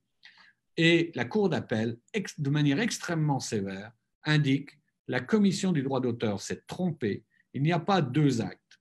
La décision de Cour suprême n'a pas été remise en cause et il n'y a pas d'acte de communication au public. L'acte de mise à disposition n'est pas séparable. Et dans le cas d'un fichier déchargé, lorsqu'on n'est pas dans une situation de streaming, la décision ESA doit être maintenue. Il n'y a pas donc de double royauté. Il va y avoir une situation de streaming où communication publique et reproduction vont être impliquées. Dans les cas de déchargement, alors il n'y aura qu'un droit, le droit de reproduction, et pas de droit de mise à disposition. Le problème ici, c'est que la Cour suprême, et j'en termine sur ce point, voit dans les mécanismes de revendication de royauté, voit un problème de surtaxe. C'est un problème qui est rampant, qui est une vue très utilitariste du droit d'auteur. On le sait, le droit d'auteur a été perçu dans le passé comme un impôt à la culture, et la Cour suprême n'accepte pas, est très intolérante à l'idée de démultiplier les actes d'exploitation et de leur attribuer des royautés ou des mécanismes de paiement qui vont finalement s'accumuler, s'additionner. Et donc, la perspective générale pour l'instant est une perspective très de copyright, très économique.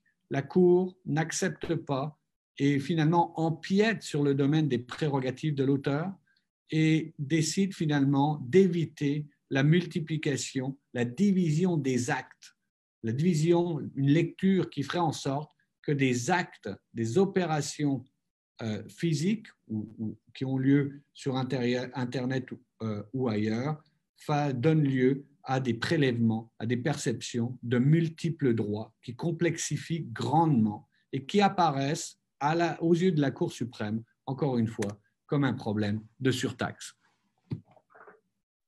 Merci. Merci beaucoup, Monsieur Pierre, pour cette intervention. On a plusieurs questions. La première vient de Pierre Rouland. Monsieur Bazir, vous voulez parler? Non, il faut juste arrêter le partage d'écran. Oui, excusez-moi. Emmanuel, voilà. Il vous remercie pour votre intervention. Il vous demande comment une marque figurative relativement basique peut-elle être protégée par le copyright en tant qu'œuvre? Ah, la réponse est fort simple. Le critère d'originalité en droit canadien, comme dans la plupart des pays, est très très bas. C'est une exigence très basse. Donc un logo peut à la fois, même le plus simple, si vous arrivez à démontrer qu'il a été l'objet de recherches artistiques, même si ces recherches ont été guidées par des objectifs promotionnels, euh, une marque figurative va pouvoir être protégée par le droit d'auteur de manière assez simple, sans exigence d'enregistrement. Et dans l'affaire United Airlines, la cour de première instance et la cour d'appel n'a aucune difficulté à reconnaître un droit d'auteur et une base de revendication, d'action sur le petit logo de United Airlines qui avait été modifié pour faire un pied de nez finalement à la compagnie aérienne. Merci beaucoup. Une autre question vient de Jihad Lashkar. Il vous demande, est-ce que l'exception évoquée, non adoptée encore, qui viserait à écarter certaines pratiques de l'intelligence artificielle, signifierait donc l'exclusion de la protection de Big Data? Non, alors j'ai été très, très, très rapide. L'exception vise à permettre à une machine d'aller se nourrir d'aller importer tout et n'importe quelle image, fichier, vidéo pour l'intégrer et la traiter. Et donc, un des problèmes que l'on voit, c'est que l'Internet, les banques de données sont essentiellement constituées d'œuvres, pas seulement, mais d'œuvres protégées, et que ces machines vont construire des modèles, vont opérer en allant s'alimenter de ces œuvres sans payer aucune redevance, en disant finalement on ne fait pas de l'utilisation des œuvres. Tout ce qui nous intéresse, c'est d'aller prendre des pixels d'images ici, des pixels d'images ici, des vidéos, du son, et la machine va faire ce que le programmeur lui demande de faire. Et l'argument assez fort qui a eu assez de soutien au Parlement canadien a été de dire ces actes-là ne sont pas des actes de reproduction. Ces machines-là ne reproduisent pas les œuvres. Elles le reproduisent, mais pas vraiment au sens de reproduction d'une œuvre au sens traditionnel. Parce que ce que ces machines vont faire, c'est d'aller chercher les codes binaires, les réaménager pour des objectifs très variés qui lui sont donnés par un programmeur.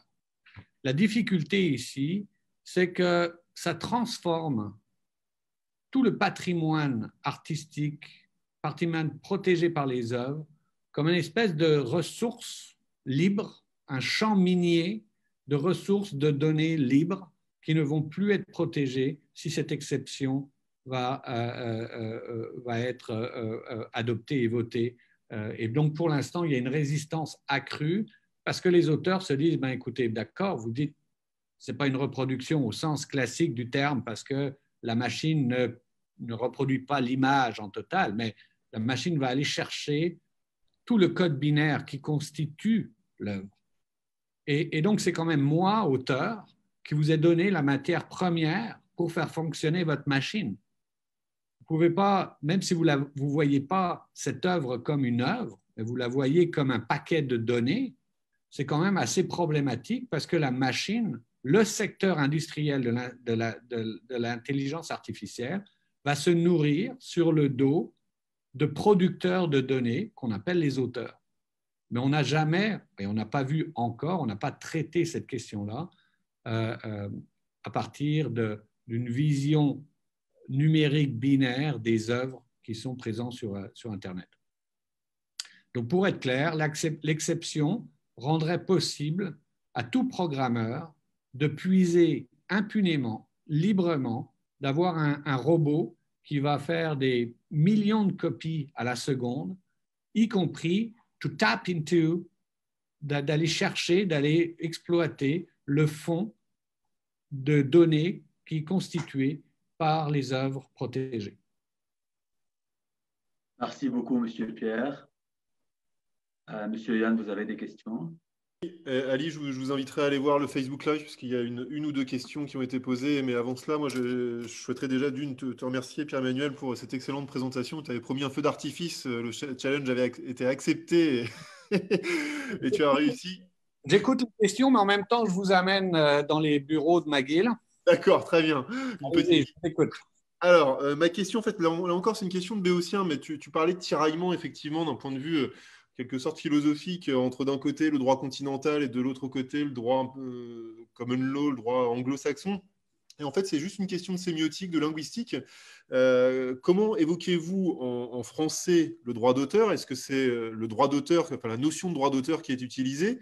Et en anglais, qu'est-ce que vous utilisez? Est-ce que c'est author right ou est-ce que c'est justement copyright? Et s'il y a cette distinction, rien que d'un point de vue linguistique, il y a déjà un tiraillement puisque ça ne signifie pas tout à fait la même chose. Non, on utilise droit d'auteur dans la version française de la loi et le droit d'auteur, en fait, contient à la fois le droit moral et les droits économiques. Donc, c'est une formule générique. En français, c'est droit d'auteur. En anglais, c'est copyright. Mais les fondations, en fait, du mot, la compréhension du mot est différente dépendamment de la personne qui le lit. Donc, au Québec, nous avons une affinité plus claire avec nos collègues. Je vous laisse admirer Montréal. Il y a un peu de neige. Pas beaucoup, hein. Ouais. Il y en a un petit peu. Et donc, au Canada, la notion de droit d'auteur a encore une portée un peu imaginaire, romantique, un attachement au modèle continental qui se perd un petit peu.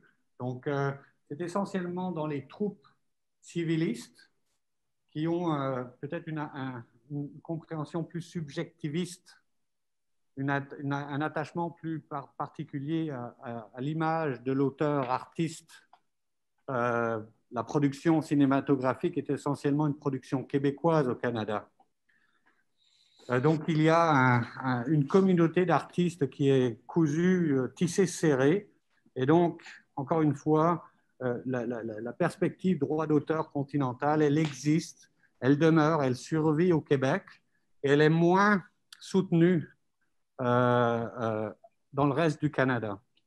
Donc, pour revenir à ma présentation, ceux qui veulent, par exemple, adopter un modèle de fair use ouvert américain, ce sont essentiellement les collègues de Toronto.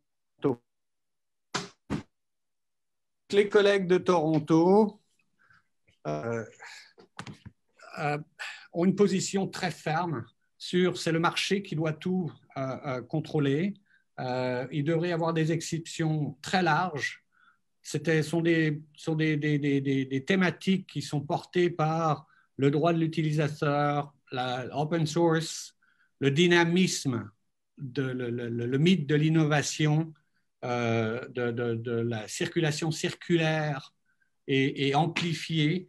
Et le droit d'auteur est vu comme un empêchement.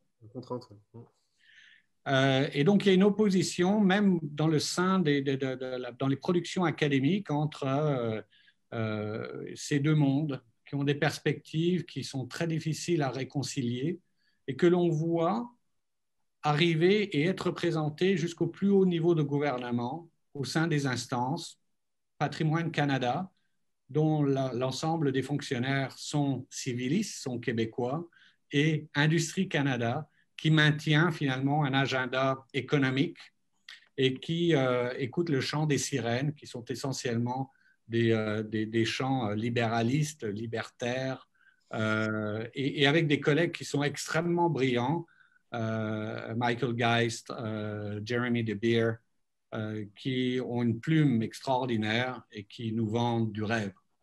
Mais loin de la protection des artistes et loin des traditionalistes. Et oui, mais pour reprendre une expression qui est revenue à la mode en France, même s'ils vendent du rêve, ça serait peut-être de la poudre de perlimpinpin. Oui, un peu, oui. Et c'est le point qui est très intéressant dans ces rapports de 2019. Vous pourrez aller les consulter. Ils partent d'une constatation commune.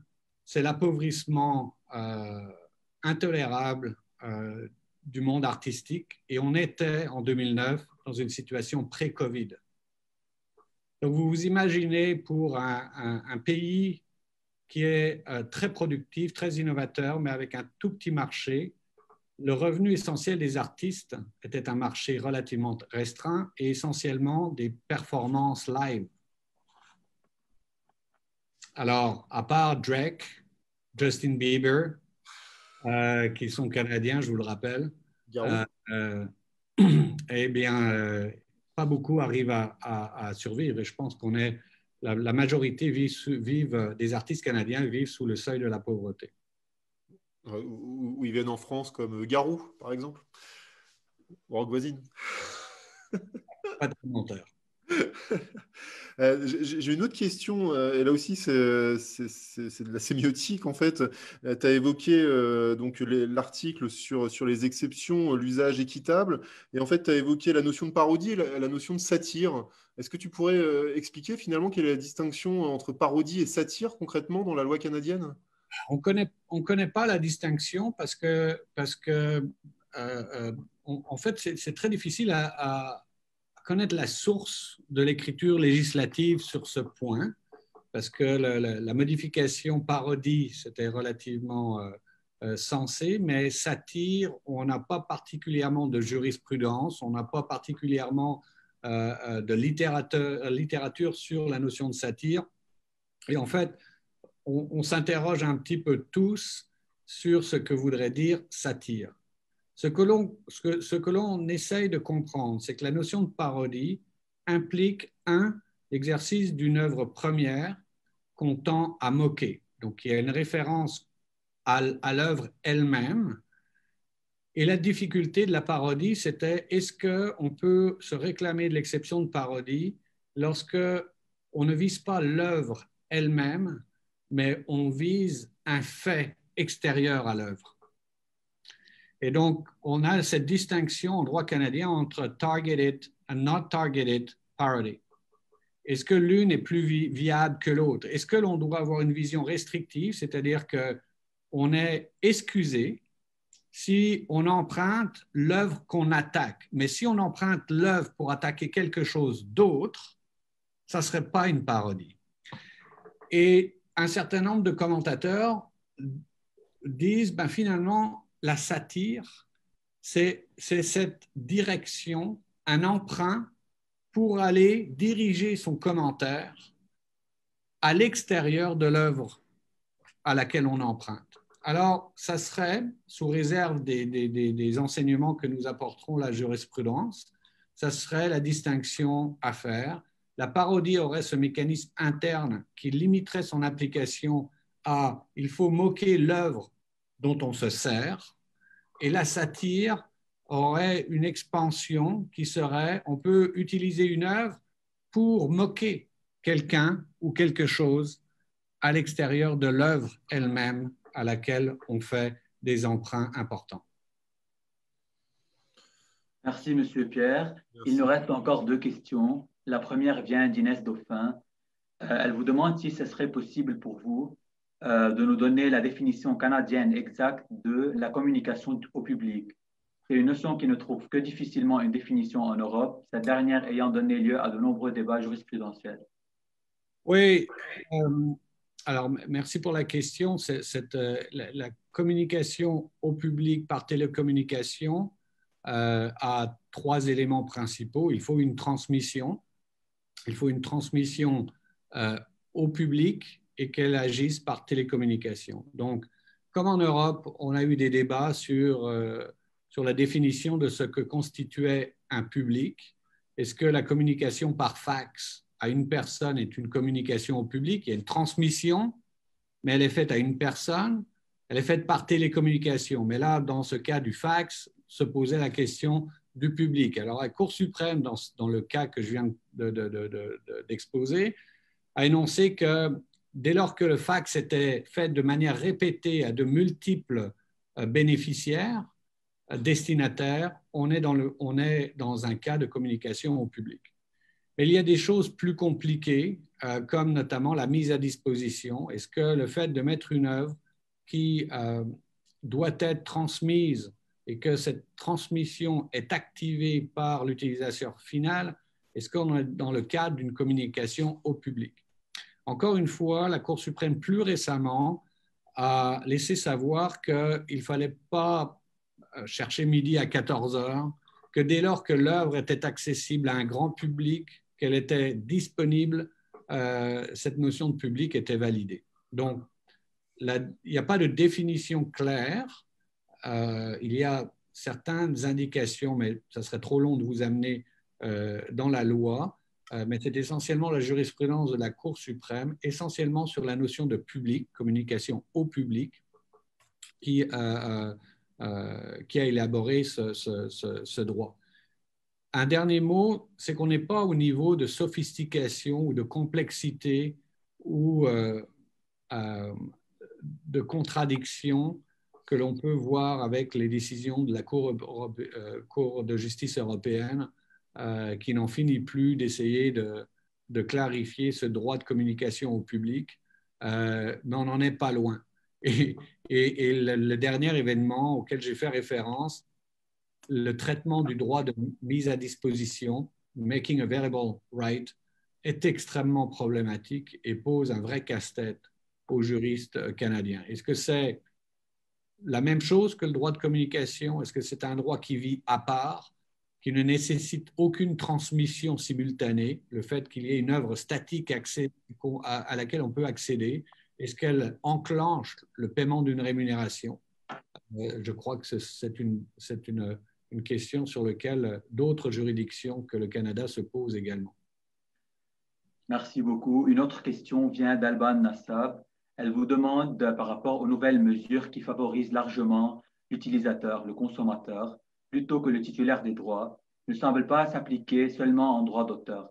De manière plus générale, dans l'action en contrefaçon, le Canada a mis en place le chargeback, permettant le remboursement des consommateurs victimes de contrefaçon sur preuve de leur bonne foi. Il s'agit ici de défendre les consommateurs plutôt que les titulaires de droits de propriété intellectuelle. Un tel système n'existe pas au sein de l'Union européenne, sauf erreur de sa part.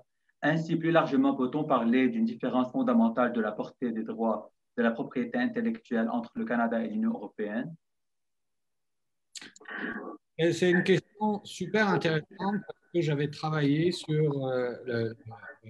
avec le ministère sur la question du chargeback qui fait un certain nombre d'années, donc la rétrofacturation, qui est peut-être un peu idéalisée ici. Je pense que le droit de la consommation européen, français notamment, est plus efficace que le droit de la consommation canadien, qui s'aligne sur le droit américain en général et qui est beaucoup plus libéral, beaucoup moins réglementé, qui a peut-être moins de dents, it has less teeth. Mais une chose est certaine, c'est qu'on est dans une phase où les positions, les politiques législatives sont clairement faites en faveur de l'utilisateur final. Et la vision de l'utilisateur comme un consommateur qui a des droits est en train clairement de polliniser, sinon de colorer la propriété intellectuelle de manière considérable. À l'origine, le droit de la consommation, le statut et la notion de consommateur étaient complètement indépendantes, étaient examinés de manière indépendante et de manière autonome par rapport à la propriété intellectuelle. Désormais, au Canada, on voit l'utilisateur comme un consommateur particulier. Et donc, il y a une pollinisation croisée du champ de la consommation qui protège le consommateur, du champ du droit de la concurrence qui protège le consommateur, et donc un rétrécissement proportionnel du droit des titulaires de droits d'auteur. C'est principalement vrai en matière de droit d'auteur, où il y a eu un recul marqué par, je vous l'ai indiqué, par la multiplication des exceptions, la clause YouTube, la parodie, l'éducation, et une diminution corrélative des rémunérations accordées et de la situation générale des artistes canadiens. Donc c'est assez clair que ce thème, qui est relativement empoisonnant, le thème des droits des utilisateurs, il est difficile à combattre et il a une vraie influence parmi nos politiciens jusqu'à aujourd'hui. jusqu'à aujourd'hui. Pourquoi? Parce que Covid marque un tournant et comme les gens consomment que de l'artistique ou en tout cas du contenu protégé en ligne, on voit à quel point c'est important de payer, de rémunérer et de protéger les artistes. Donc le débat n'est pas fini. Merci beaucoup. Une dernière question vient de Bastien Savin. Il vous demande si la publication de contenu contrefaisant sur des plateformes telles que YouTube, Facebook, etc., est-elle retenue au Canada comme une communication au public entraînant leurs responsabilités ou sont-ils seulement tenus d'une obligation de notice and take down? Très bonne question. Ben, vous avez compris du ton que j'ai employé, qu'effectivement, il y a un mécanisme imposant aux intermédiaires techniques de relayer les avis d'infraction aux droits d'auteur qui seraient donnés par les titulaires de droits. Mais notre système n'est pas un système de notice and takedown, d'avis et de retrait, mais un système, et ceci va vous faire rire, c'est très canadien, c'est très gentil, c'est avis et avis. Donc, on vous donne un avis, comme quoi vous avez déchargé 5 gigabytes de contenu illégalement. Donc, un premier avis et l'intermédiaire vous redonne un autre avis. Et après, on ne sait pas trop ce qui se passe. Tout ce que l'on sait, c'est que la poursuite des utilisateurs en vertu de la loi de 2012 est limitée à l'obtention de dommages qui est plafonné à 5 000 $. Donc, non seulement on a un système d'avis et avis qui fait un petit peu le droit d'auteur au pays des bisounours, mais en plus, on a une limitation, un plafond d'obtention de dommages à 5 000 $.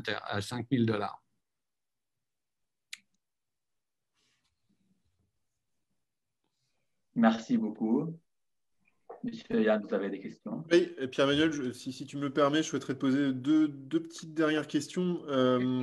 La première, c'est relatif à la réponse que tu as apportée tout à l'heure par rapport à la place du consommateur. Est-ce que tu ressens aussi une évolution sur le terrain du droit des marques? Est-ce que tu as l'impression que le consommateur occupe une place de plus en plus importante et autrement que celle d'un organe, enfin d'un acteur de référence, mais totalement neutre, comme on a l'homme du métier en matière de brevet ou l'observateur averti en matière de dessins et modèles. Nous, on a le consommateur moyen en matière de marque. Est-ce que tu as l'impression quand même que malgré tout, le consommateur s'immisce au sein du droit des marques et qu'on commence à lui donner des prérogatives?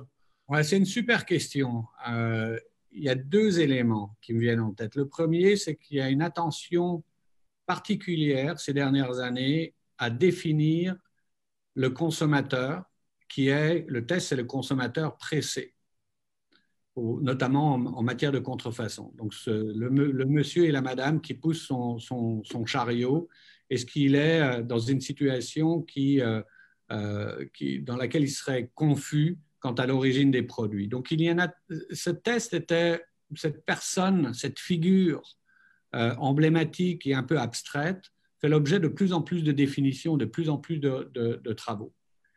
Est-ce que dans des cas particuliers, notamment avec des marques qui sont des termes étrangers, des traductions, est-ce qu'on doit avoir in abstracto, un consommateur pressé, lambda, général, ou est-ce qu'il faut le réduire à un consommateur d'une communauté particulière pour lequel on pourrait anticiper qu'il ait une connaissance particulière du produit, ou en tout cas de la gamme de produits? Ça, c'est le premier point. Donc ça, c'est super intéressant. On a des superbes jurisprudences qui s'interrogent sur qui est ce consommateur ordinaire pressé. C'est vraiment l'examen anthropologique du consommateur nord-américain. Qui est-il et quel type d'intelligence il a pour faire la distinction entre l'origine des produits? Et donc, tout le droit de la contrefaçon dépend de ces définitions-là.